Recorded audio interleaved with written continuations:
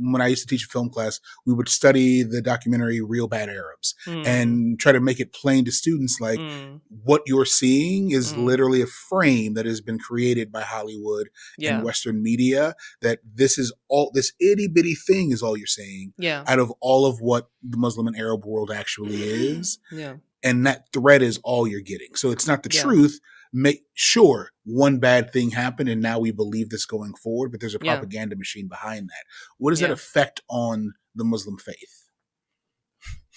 However you want to tackle it. Yeah. So something that I thank you, thank you so much for doing that. Like, as a Muslim, I'm so grateful that there are people who are non-Muslim who are going out of their way to like try and interrupt these stereotypes. So thank you. And anyone listening, if you do that, like, no, I'm seriously grateful.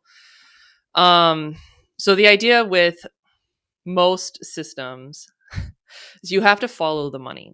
Yep. What is the media? Is it a nonprofit that's just out to do good? No, it's a for-profit business. How does the media make money? The media makes money by getting eyeballs on their articles, on their news segments, on their social media posts, what have you.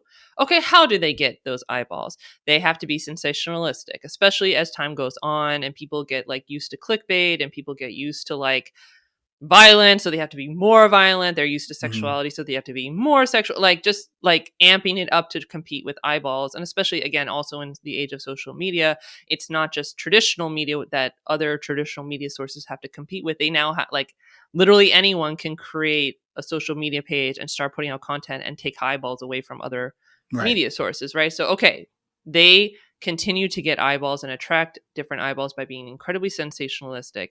It is not going to sell and it's not going to get eyeballs if they're talking about, hey, look at this normal person doing something completely normal so that we can like, it's just not going to happen. Right? I get that. And it's funny. Like, so I used to teach a media foundations course, and one of our sections is sort of looking at that. Like, what are the 7 news values? And like, one of them is, it's the bizarreness of it. Man bites dog is much more interesting than a dog biting a man. Yeah. And that elevates where it falls. And, it's man one of those, bites a dog. That's a headline, right? Like, that like just popped in my head. That's why it works. I would stop.